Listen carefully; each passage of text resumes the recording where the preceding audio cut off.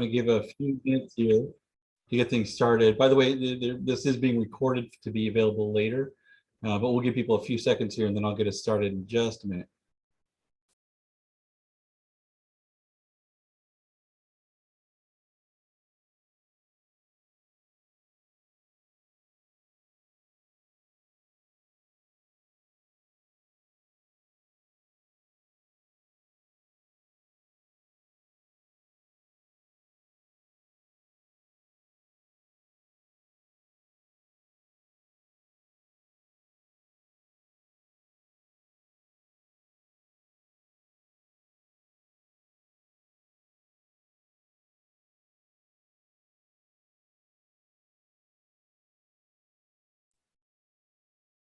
Okay, well, I see we're getting a pretty good group now. We got 30 or so folks already in the room. I'm going to go ahead and get us started so we can get into the good part and listen to our presenters and get to the conversation. Welcome, everybody. Welcome to the summer edition of Conversation with Colleagues. This is the second of 3 scheduled for this year. I'm Tony Hall. I'm one of the coordinators for the Conversation with Colleagues series. Greg Lindsay, who's also running the controls and everything as a host. And then we also have Nathan Schmidt and Wen Chen, who aren't able to be with us today. Anyways, thank you for being here. I will push us into this slide. Today's topic, I think, will be exciting. I'm really pleased to have 2 great presenters to discuss the work they're doing around big data. Today's title is Progress in Data Fusion, Integrating Big Data with Traditional Counts to Improve Traffic Estimates. I think this is something that's becoming exciting for all of us to sort of think about the implications of the amount of data that's becoming available now and how to weed through the noise and try to see if we can make sense and fill gaps in the active transportation world. Again, this is, of course, sponsored by the Bicycle and Pedestrian Data Subcommittee and partnering with our other parent committees, Bicycle Transportation Committee, Pedestrian Committee, and the Travel Surveys and Methods Committee. So with that, I will say welcome. Before we get started, I'd just like to go over some quick ground rules. We don't view these as webinars. These are really conversations, and so we try to manage it as best we can. But with that, we have some ground rules. Do feel free, please, to ask questions and share your experiences. We're not just here to hear from presenters. We want to actually share the information with each other in an informal setting. But be respectful. Make sure that when the presentations are being on or when people are talking, avoid the interruption. Please keep yourself on mute when you're not talking so we can avoid any unnecessary background. And then Greg and I, as facilitators, will do our best to guide the conversation and make sure everybody gets opportunities. Use the chat box as much as possible during the presentation if there are things you want to say, or then when we get to conversation, feel free to use the hand raise function or whatever, and we'll try to get to everybody to unmute yourselves. Thanks. Real quick, I just wanted to say before we get started on today, we do have the fall session is tentatively scheduled for September 19th at the same time, 2:30 p.m. Eastern time.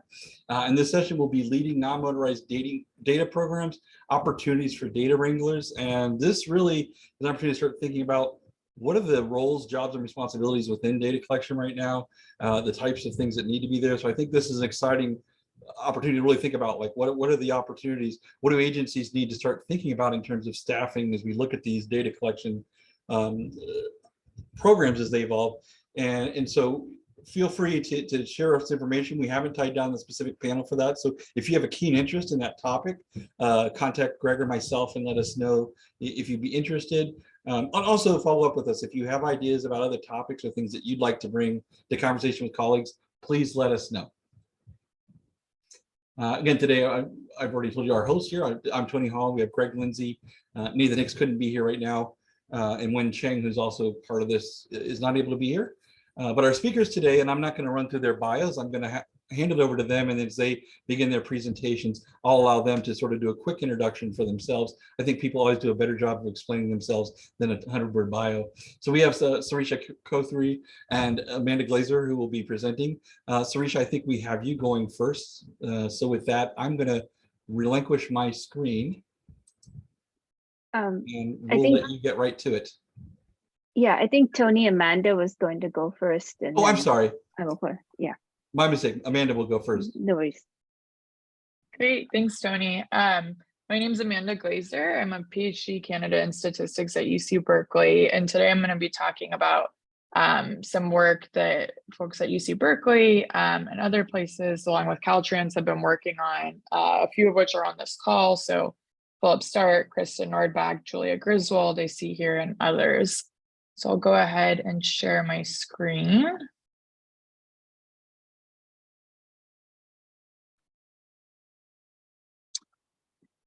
Okay, so I'm going to be talking today about some data we've been looking at to calibrate certain location-based service data using continuous count stations. So we had a bunch of data from eco counters, specifically in California. And I'll show in the next slide, we're going to be focusing on a specific part of California and the data we're looking at today. And so we wanted to see basically how well correlated this was with different location-based service data. So I'll talk about Streetlight, Strava, and Replica, which I'll introduce in the next slide.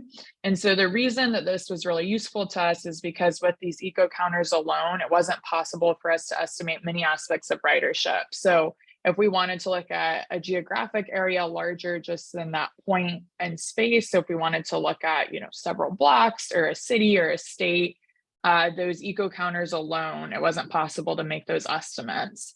Also, if we wanted to look at trips over a period of time, or if we wanted to start thinking about mode shift, we can't do it just with those continuous count stations alone.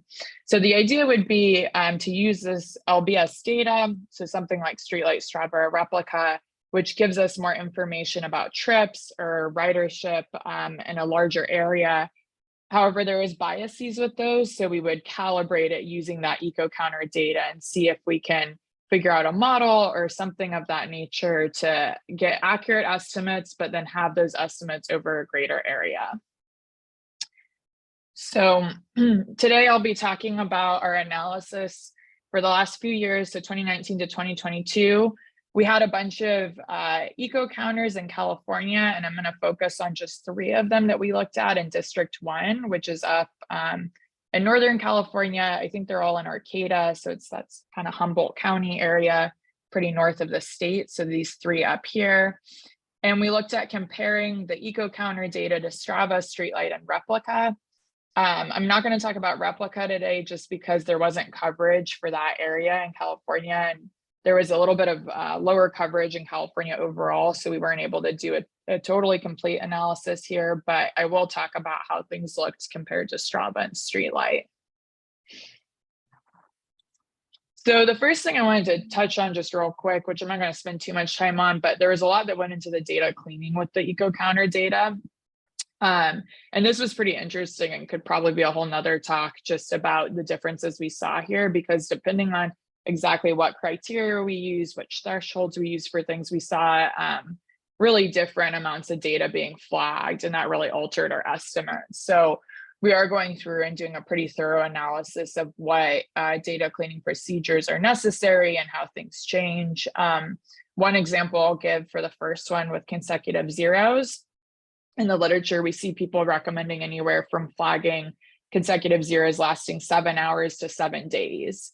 And so these are really, really different thresholds. We found that if we were flagging data as bad, if there were consecutive zeros lasting 7 hours or even 15 hours, we were picking up a lot of low count sites and just overnight zeros, which weren't necessarily unusual. And so we did up that threshold to 48 hours, which through a bunch of our spot checking and manual reviews seemed more reasonable. But there were a lot of things like this that came up with the data cleaning. So that definitely was an important part of the process. But we basically looked through for any sort of strange consecutive values, negative values, which didn't come up here, thankfully.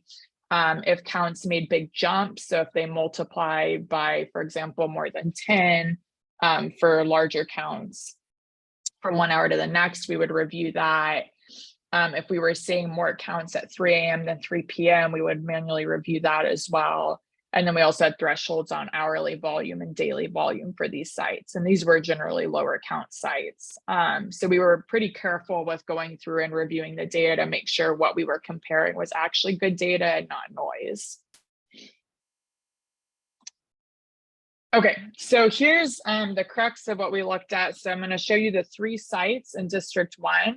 And so here are the first 2. So I'll really spend some time breaking down these plots. So our first site was Foster Ave in Arcata. And so on the x-axis, we have for a month, the actual eco counter counts. And on the y-axis, we have the LBS counts, either Streetlight or Strava. So if we look at these blue points, which are triangles, these are the Streetlight counts versus the eco counter counts, the daily average for a month. And so you can see here that there's a bit of scatter. Ideally, we'd like everything to line up in a way where we could think, okay, you know, if we just multiply the Streetlight or Strava counts by a certain number, we could get back the eco counter count or something like that. But we do see a bit more scatter. And then the Strava is the green dots down here. And one challenge we ran into with Strava was just because, and we didn't see this in the whole state, but specifically for District 1, with some of these sites being lower counts, and Strava does round up to the nearest 5, we ended up with a bit of extra noise there. And so it was a little harder to pull out patterns. Is there any questions on this first plot and just the interpretation here before I keep going? Because I know there's a lot of information contained here. Nothing in the chat. Okay, great. Okay, well, feel free, anyone, to jump in if they have questions. The second site, HBT in Samoa, another site in Arcata. So we have slightly better correlation numbers here, but there's fewer points. A lot of data was lost in our data cleaning procedure, but we do see slightly better correlation, but still a pretty range in the multiples we look at. So how much we'd have to multiply those Streetlight or Strava counts by to get back to our eco counter count. And then the last site here, Head Bike Courtyard. So again, the blue triangles are the Streetlight counts, and we see fairly low correlation for these, quite a bit of scatter. And in general, we're seeing pretty low counts for Streetlight and Strava here compared to what the counts actually are. You'll see that the scale is pretty different on the X and Y axis. And so I think that was a challenge with just some of these lower count sites we were seeing throughout California, is that there was a little bit weaker correlation here. And then, as I was kind of mentioning before, the ratio between the Streetlight or Strava counts and the eco counter varies quite widely. So from anywhere to 2 or 40. So that's another challenge in terms of generalizing these counts. And in general, with Strava, we saw pretty low counts. This isn't something we saw necessarily in the whole state, but definitely for this area. And so this kind of points us to taking extra care with potentially rural areas, lower count sites.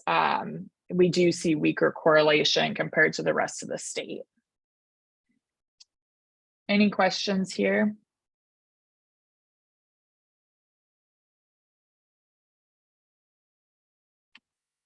Okay, so basically our big conclusions here was, for one, the data cleaning with the Eco Visio data was really, really critical. We saw a lot of differences in the data flags that we got based on this. So we've spent a lot of time in this process, and just for modeling, for correlating with the big data, this is super important. For District 1, we did see low correlation in general between Strava and Streetlight data and eco counter data. We are planning to expand this research to other districts and really try to figure out, where is this working, where is this not working, so we can figure out where it's appropriate to use models to estimate the counts and where it's not. And for this particular area, the replica estimates were not well suited to our goals, but there is potential for other areas it to be better suited. And then to address the questions, so yes, Krista's right, these are average daily per month. That is correct. So just going back here, for each month, it's the average daily count. So every point is the average daily count for that month.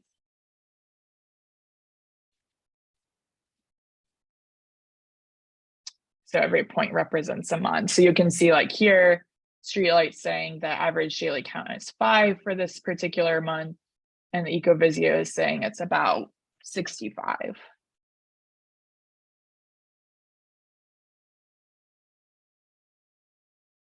Any other questions about these results?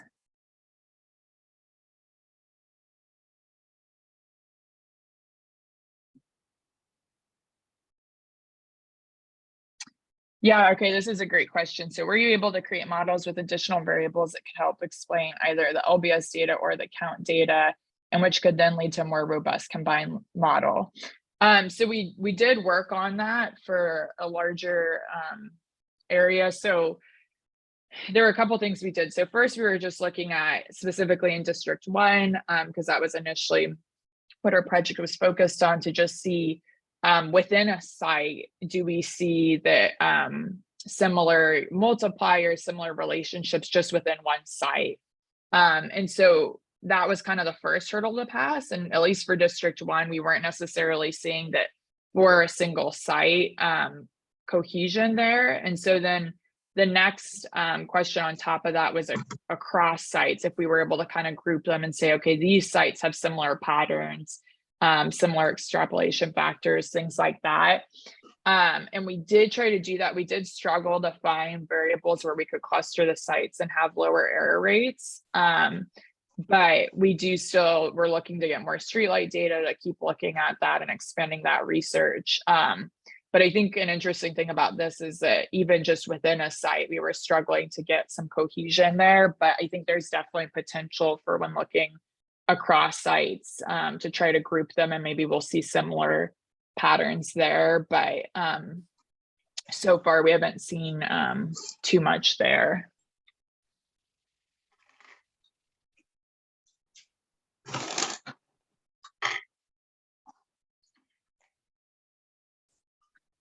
So yeah, you can see here with every point being a month, we're seeing a lot of differences just in how the Streetlight or Strava counts relate to the EcoVisio counts month to month within the same site.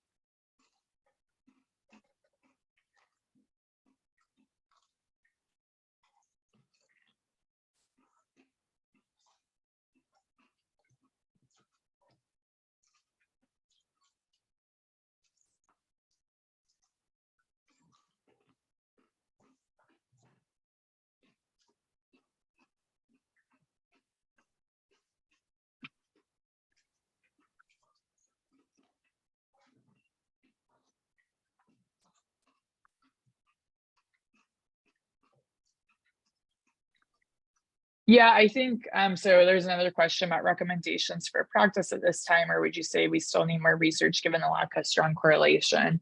So I think a couple of things. So one recommendation that came out of this for us is to really, really be careful with your data cleaning process, and to make sure that you're manually reviewing your criteria, making sure you're flagging the right data, that you aren't losing data unnecessarily or leaving bad data. And so that was a big thing for us. In terms of using big data, I think a big thing is to really be careful and check your data. So be looking at these plots, any sort of validation you're able to do, to be checking that before putting it in a model, because a lot of times we can kind of lose exactly what's going on when we put the data in a model and start looking at different metrics around that. So being really diligent about looking within a site. Are we seeing correlation here? If we're clustering and grouping sites together, then we can look at those plots and see, are we actually seeing similar patterns here? So just being really careful with looking at the data and making sure that your model is doing what you think it is. And then also just being careful with lower count sites. We definitely saw more error there.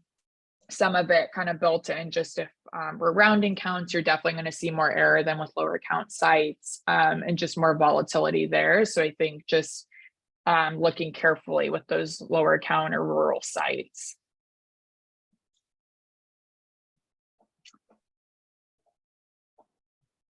Okay, a couple more questions. Did you validate the EcoVisio counts against field counts?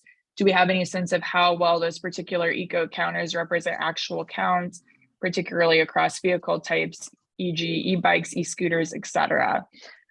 So we did not personally validate the EcoVisio counts against field counts. I know that there was some work done on that, which I don't know if Krista or Julia, if you're on, if maybe you could speak to that a little better than me, what you know about the validation that's been done with that. So I don't know of any validation that was done specifically for these data. There may have been some, but I don't have a record of it, and it would not have been done by us. So that is an extremely good point, and we did our best to identify potential problems. That's my understanding as well, but I think Lisa Hockaday told us that the counts that were coming out of the LBS, based on her firsthand knowledge of what traffic was like, were very unrealistic.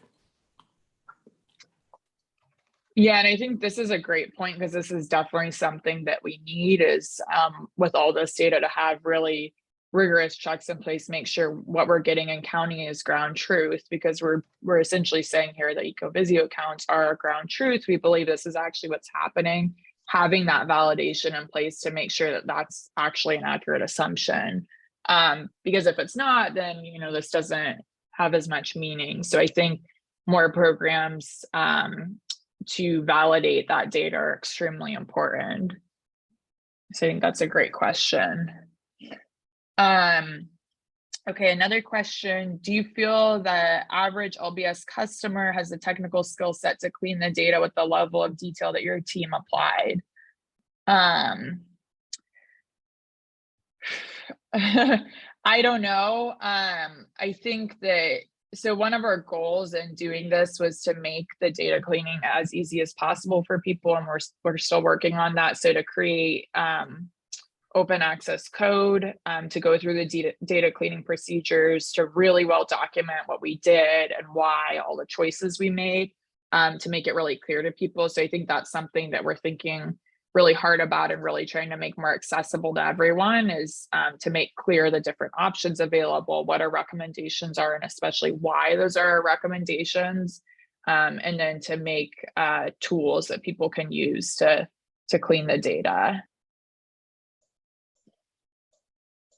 Okay, and then someone asked, are the Ecovisio accounts from, they're basically essentially asking bike or bike and ped. So what I'm presenting on is bike only. We did look at pedestrians as well. And I'm not presenting those results, but they were similar. We saw a lot of scatter with those plots too.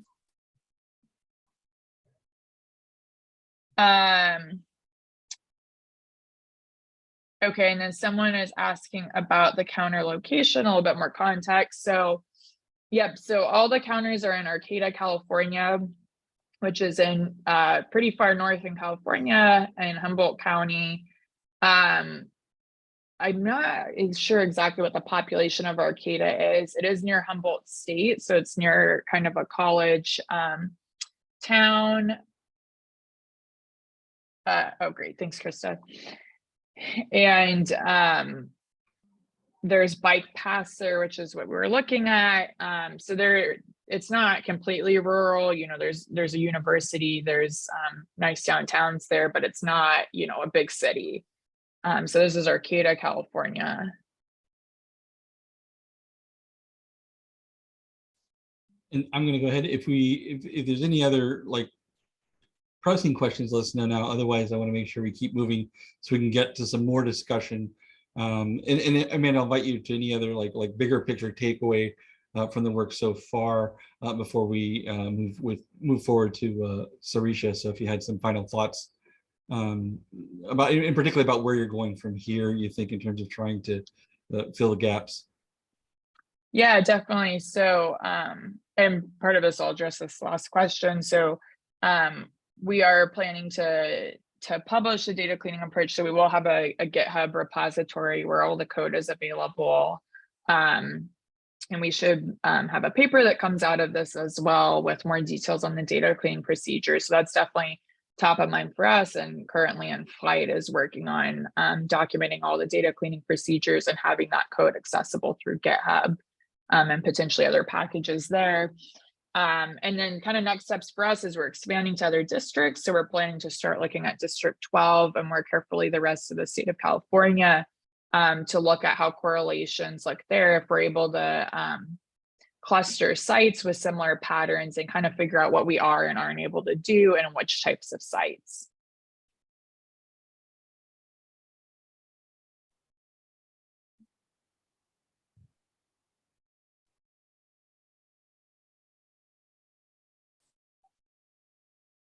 Excellent. Well, it is exciting stuff. I was a little surprised just seeing that there were such significant differences between the two. different data that I thought there would be some. I could see the difference between ground truth and counts, but it's very unique. Gives us a lot to start looking for. Srish, I'm going to let you go ahead and jump in. And I remind folks to keep adding questions, even because we'll still follow up with Amanda as we get to the end here. And Sarisha, we're seeing your screen, so take it away. Okay, great. Thanks, Tony. So today I'm going to be talking about the findings from a project that we completed last year on taking the data that Amanda is talking about, so the Strava and streetlight estimates, and then combining that with traditional counts to get bicycle volumes on a network.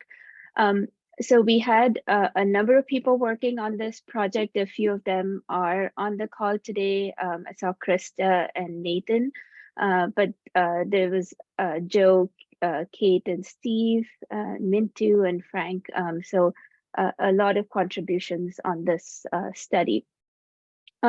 This project was funded due to a pool fund effort. There were a lot of DOTs that were interested in the question of how do we do this data fusion to get bicycle volume. So we had Oregon, Virginia, Colorado, Utah, and DC Department of Transportation, as well as Central, Lane, MPO, and the cities of Portland and Bend. So a big thank you to them for funding this effort. So the question here is, we have counts from either the automated counters or the manual counters, and these are at limited points on the network. But then if we want counts or volumes across all of the network, just getting data from these counters is not enough. We've had the emergence of these third-party data sources such as Strava and Streetlight and even bike share data.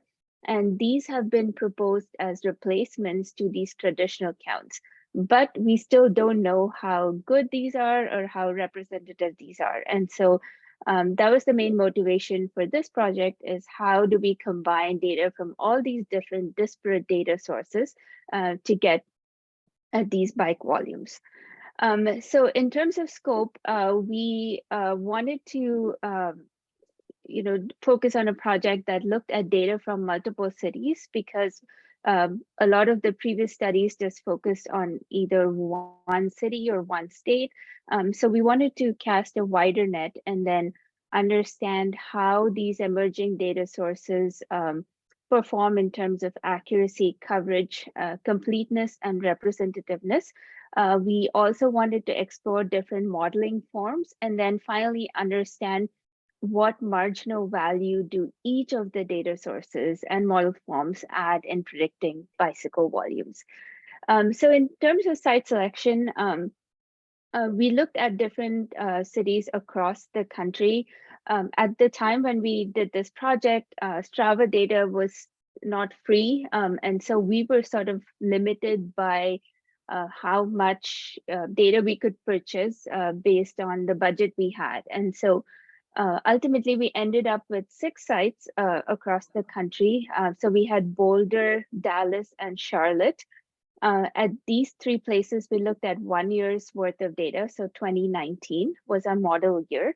And for the Oregon sites, Portland, Bend, and Eugene, we looked at 3 years worth of data. So 2017 to 2019, because we also wanted to understand how these crowdsourced data sources are changing from year to year, because the user base does change. And so how does that affect our model estimates? So this is a really busy slide. I'm not going to go into detail on this, but basically we did a lot of work, as Amanda talked about, and spent a lot of time in acquiring the data, processing the data, cleaning the data, and we had a number of data sources. So we had our network and socio-demographic data.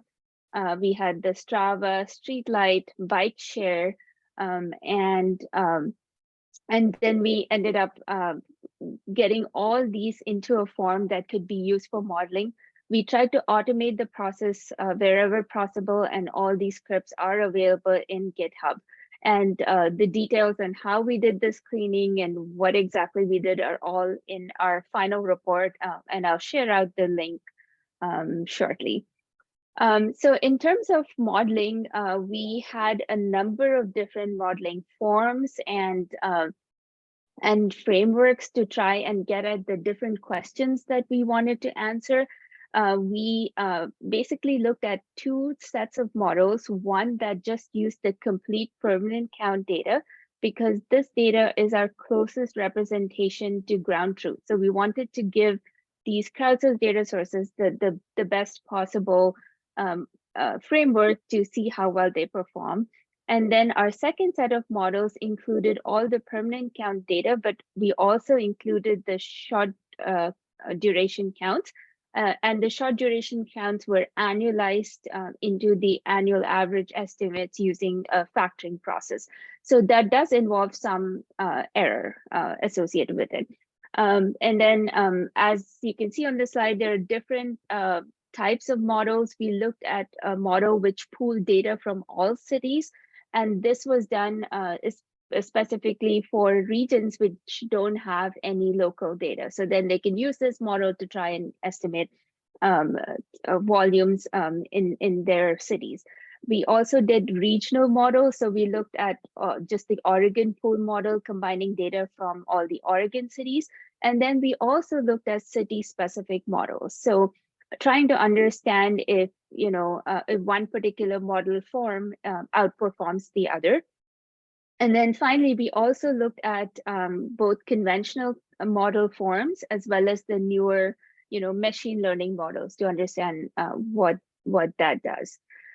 So quickly, in terms of results, so this is a table that's just showing the results from our all city pool as well as a city specific model in Dallas. And in general, we notice a couple of things. The first is that the models that perform best in general are the ones where we combine all three data sources. So we combine our static, which is, the demographic plus the land use network variables, along with Strava and Streetlight, with a few exceptions. And then we also noticed that we are having real trouble predicting at the low volume sites. And this is a trend we saw over and over again. And as Amanda talked about, one of the issues we think this is because is we've always tended to locate our counters in high volume locations. And so we don't have enough information for the model to train on at these low volume locations. So those were the key trends that we took away from this effort. We also saw in Dallas in particular that just the model containing Strava and Streetlight is doing as well as the model containing all the other variables, and if not better. And we think this is because of the location of the counters. So in Dallas, all the counters were placed exclusively on trails. And so we think that the Strava and Streetlight is picking up more of the users in that context than the other cities.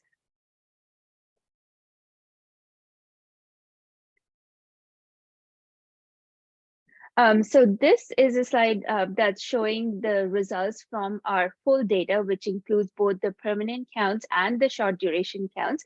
And again, the two trends that I talked about earlier, very similar.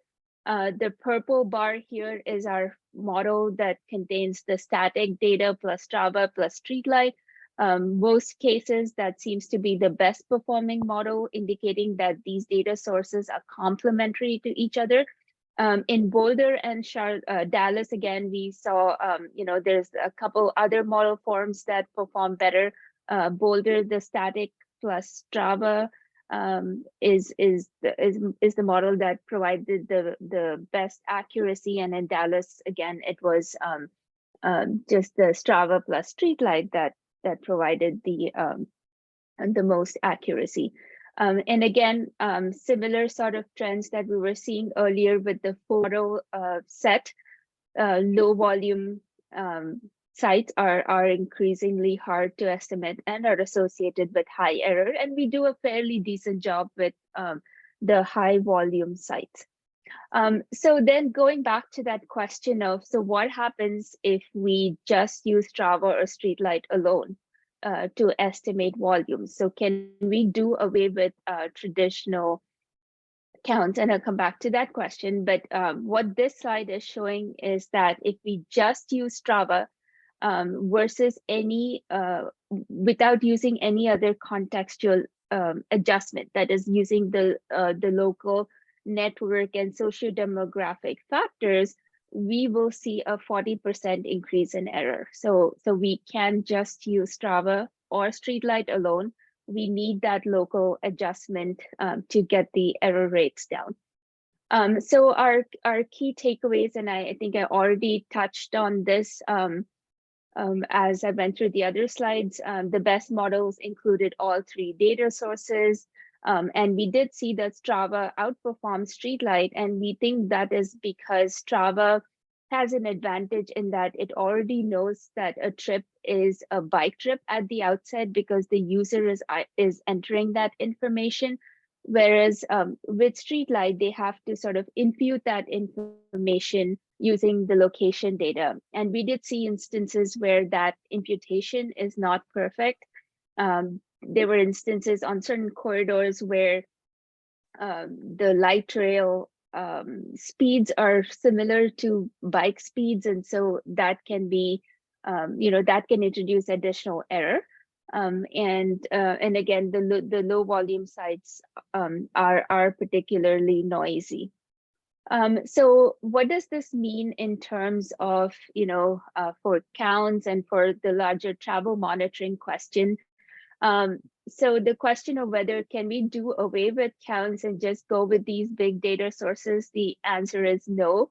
We need counts, we need counters for validating our big data sources because they are providing that ground truth information.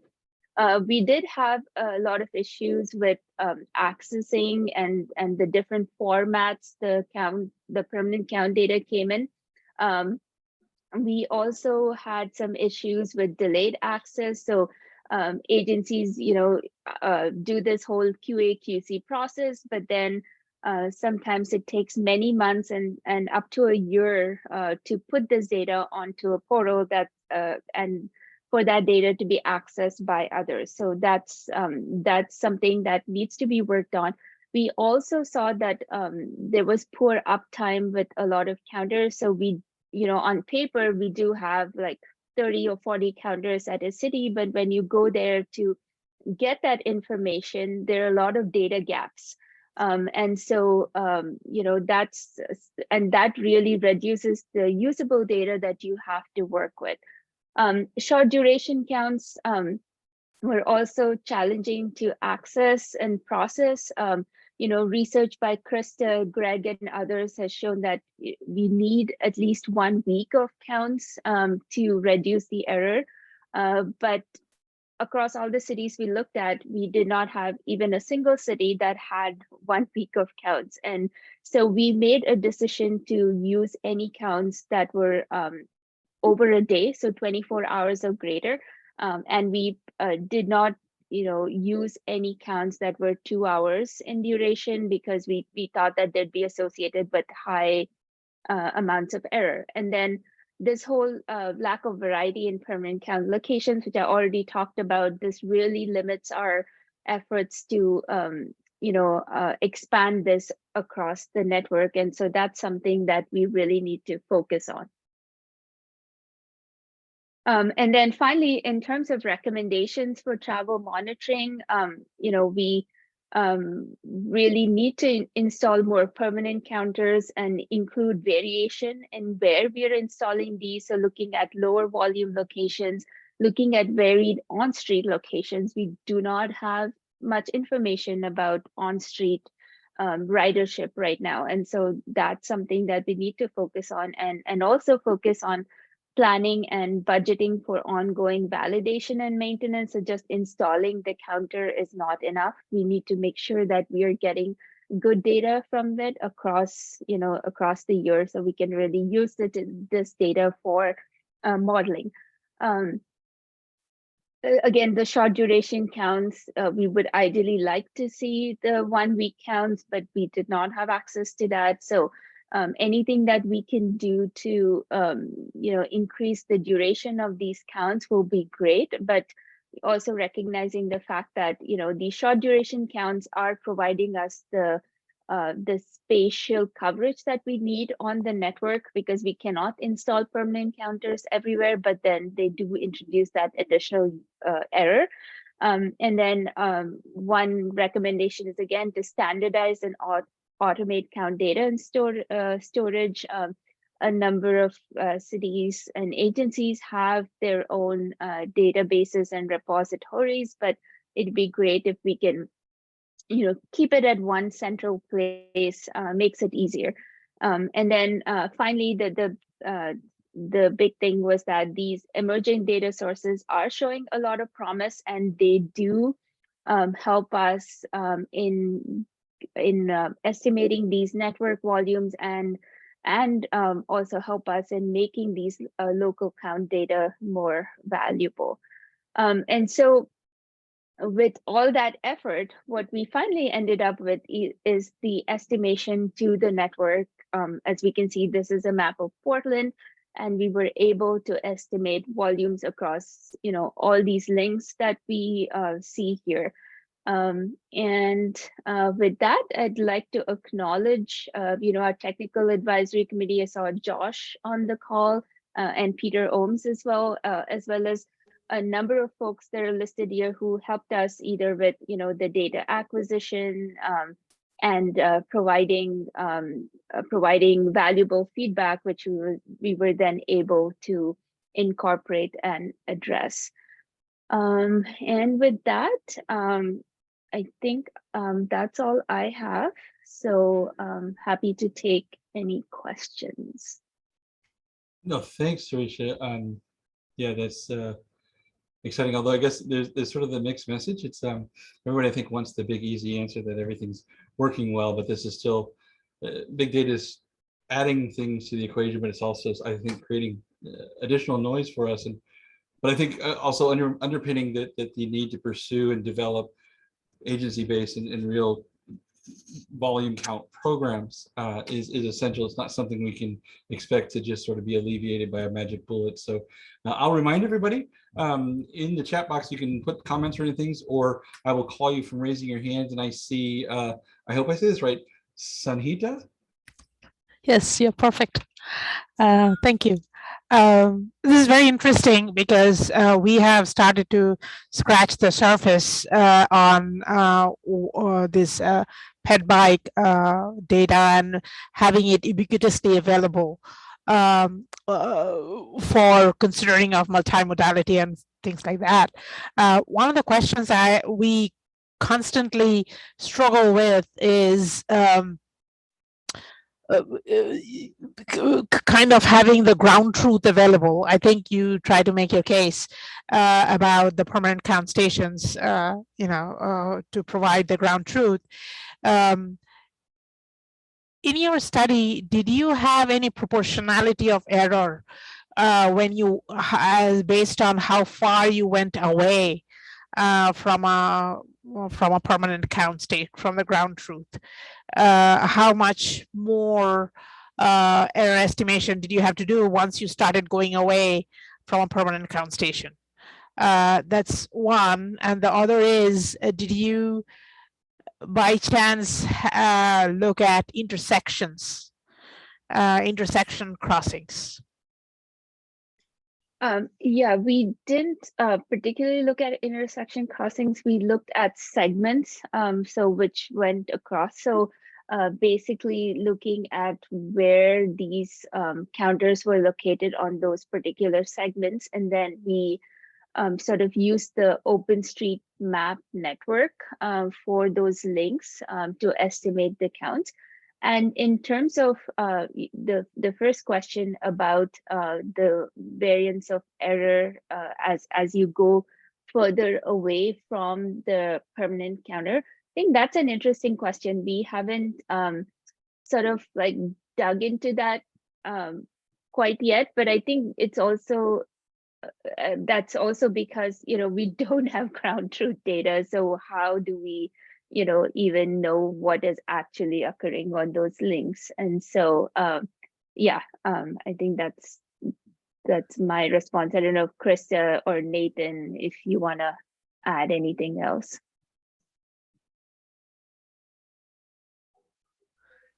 Thank you. Very interesting presentation. I would love to have your presentation. Thank you.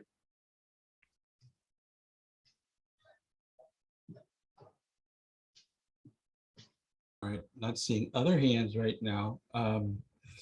I do think, and I think it was brought up, the idea of not just the big data, but other sources of data. And I know a lot of folks maybe from the bike committee saw there's a new project, the NCHRP 03-144, which will be leveraging existing traffic signal assets to obtain quality traffic counts. And this starts to look at ways to look at what agencies are doing to capture data from that, from anywhere from the sensors being used, push buttons. I don't know if anybody here has any background on that. I don't recognize the principal investigator, Ioannis Sipakis from Texas A&M. But I will put a link to this in the. Tony, he's the chair of our parent committee. Okay. This is the guy who hasn't gone for 3 years to TRB, so that shows what happens. Yeah. When you show up. I know. We know Okay. him, Yannis. We'll go back and erase Yeah. that part of this recording to make sure that I don't get embarrassed. Yes, we know Yanni. Yeah, I put a link to that for folks who are interested. And if you didn't get the bike committee email earlier this week.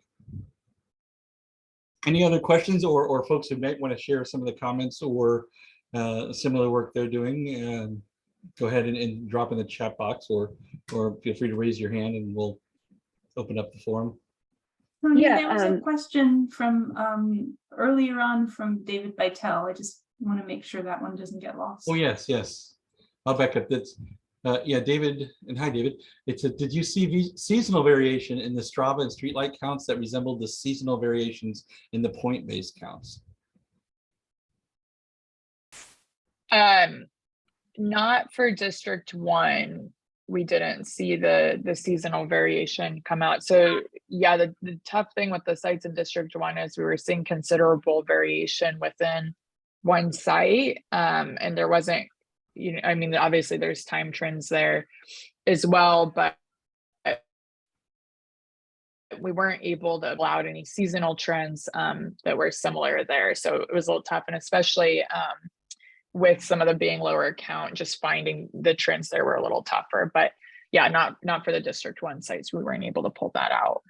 And Amanda, for benefit of us who don't know our Caltrans districts by heart, would it be safe to say maybe that also District 1 doesn't necessarily have a significant seasonal variation, or is that, what's the characteristic of District 1, like location wise? So they get, I don't, Krista, Julia, Philip, do you know Arcata's weather a little better than me?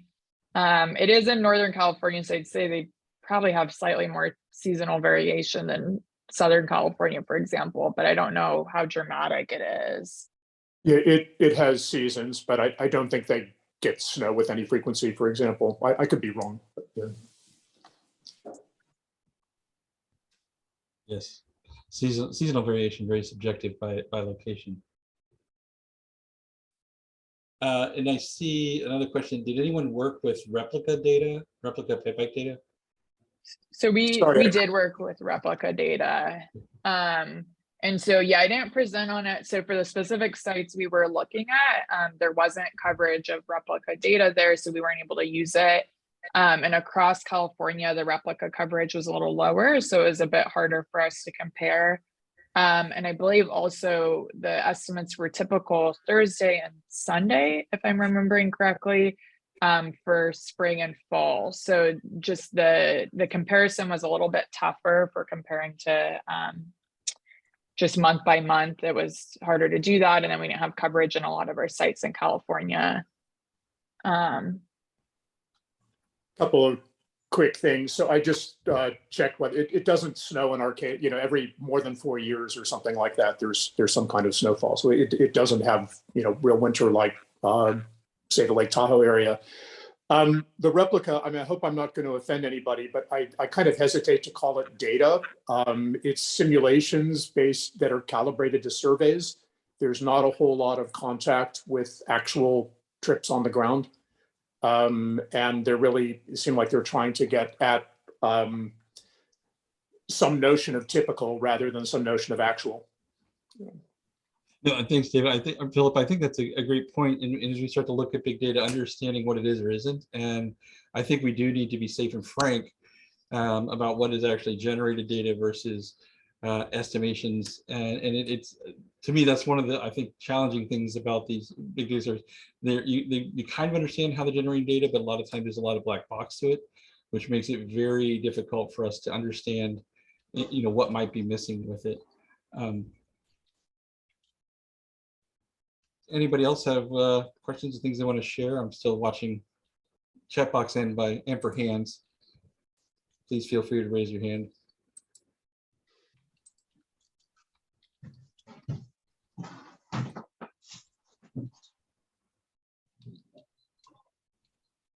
I'm astonished we don't have more hands on the screen. Okay, Rebecca, there you go.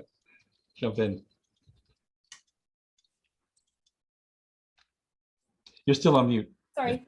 I just want to, first of all, thank again Sirisha, Krista, Amanda, and Nathan and others on the call who are helping with this. This is really important research. And, for those of us in the field, we're getting opportunities to use these data, to buy them and use them fairly consistently. And I think that there's a lot of potential there. And it's also just really critical and so helpful to hear researchers who are out there, looking at these data to see, like, how well can we validate them? When can we use them, right? Like you've said, there are going to be certain instances where they're more appropriate and where certain instances where they're just less helpful. So this is just a big thank you, because this is not going to come from the companies themselves, not speaking ill of any of the companies, but like, we need external folks doing this kind of validation and research. And I just really appreciate that, because ultimately we all want to create a situation where we have a better understanding of bicycle and pedestrian volume exposure and safety and that kind of thing.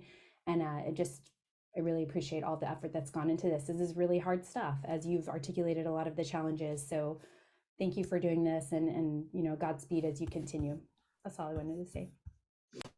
Thanks, Rebecca. And I think a great point too is sort of we're at the precipice of beginning of this. It's pioneering through this data. I did see Andrew Arts' question to me, how is information about the use of big data being communicated to TRB members, local planners and engineers, and focus really on TRB at large? Obviously within our community, we talk about it a lot. And that's a good question. I'll open up to folks in the group and on the call, because I don't know that we have a real strategy for that. I think we tend to show up at big data conversations, but I don't know if anybody has any other information about sort of how we're working collaboratively there. And then I'll let anybody respond to that if they think they have an answer. And then after that, Michael Schwartz, I see your hand is raised, so we'll go to you.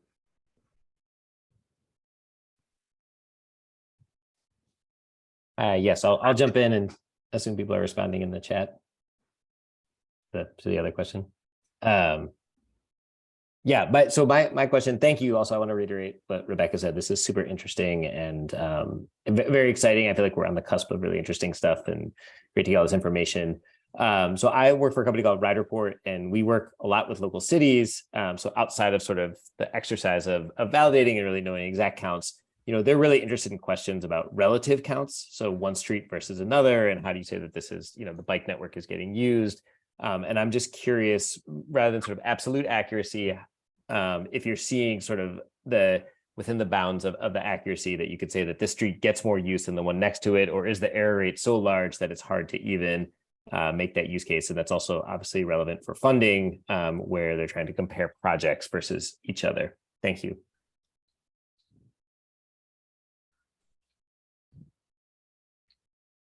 Yeah, I think maybe Krista can answer this better. I know we've discussed this quite a bit And I think you bring up a good point. We did think about, in future studies, maybe looking at, publishing some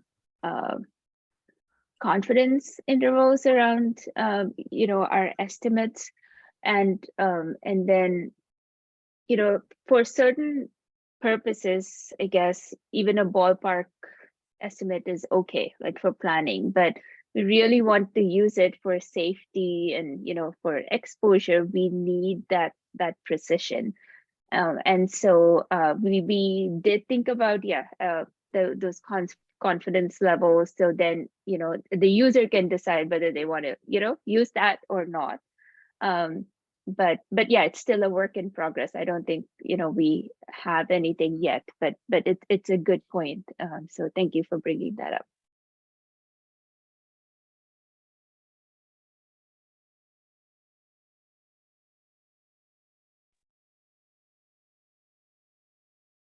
And sorry, just to jump in again, Tony, sorry, I think you were on mute. Did you want to go somewhere else? Sorry.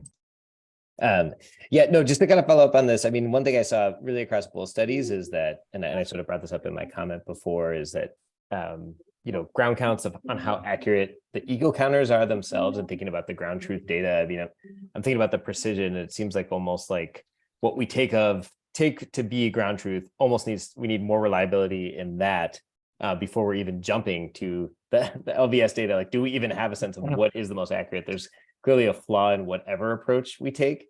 And if, it's particularly something around safety and ratios and exposure and all that stuff. So I don't know, like, I'd be curious the state of the practice on that, almost accompanying studies like this, to really be comparing, well, how accurate is it to just take your eco counters, especially given the variability of devices that are on the street these days? How much should we take that ground truth versus these LBS, these different companies that are estimating, or actual counts? It seems very confusing. Yes, and this let's get this. I'll read off those two comments put together from Peter and Rebecca. Peter Roms has an update regarding communicating with the TRB audience. Several transit committees at TRB co-sponsored a transit data challenge workshop in 2023, and we'll do so again in 2024. And there's a link to that there with obviously the workshop deadlines having passed. And then Rebecca, from the bike committee's perspective on that previous question, primary method of facilitating this information sharing is through workshops and lecture and poster sessions based on papers that are submitted to the conference. We do have webinar opportunities as well, although the pet bike data subcommittee really leads with the conversations like this. We're open to suggestions, particularly for those who are willing to help. Which I think that's a great emphasis. We're coming up on the top of the hour here, so I want to respect everybody's time, but I also want to make sure everybody gets an opportunity. If there's any final comments, particularly from Krista, Sarisha, or Amanda on this before we wrap up today. Tony, did you want to mention the potential workshop the subcommittee has? I wanted you to mention that. Oh. I just wanted to make sure it was appropriate. I didn't want to be premature, yes. so go ahead. Since the transit committee mentioned theirs, we have a workshop idea in also. We don't know if we will be chosen, but hopefully we will have a workshop on emerging data sources and data quality coming up at TRB in January.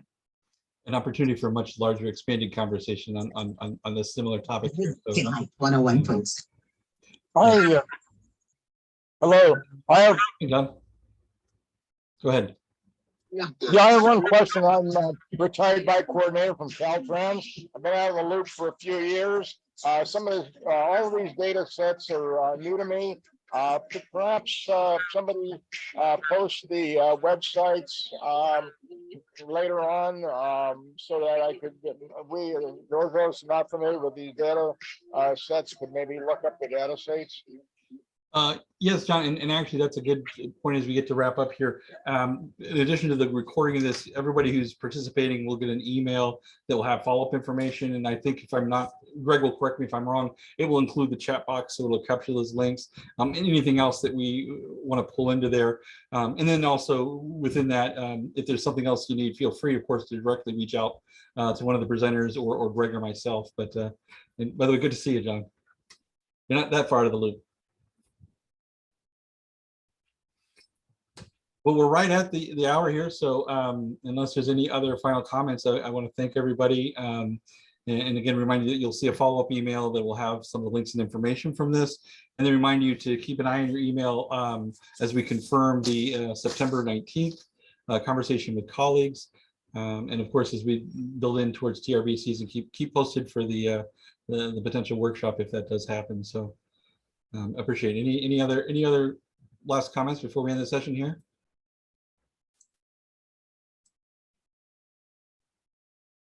All right, well, thank you to everybody, and a special thanks again to our presenters, Amanda and sorry, Sarisha, I haven't had enough water, but we really appreciate that. Good stuff, and we look forward to seeing you guys at a future conversation. Thanks so much.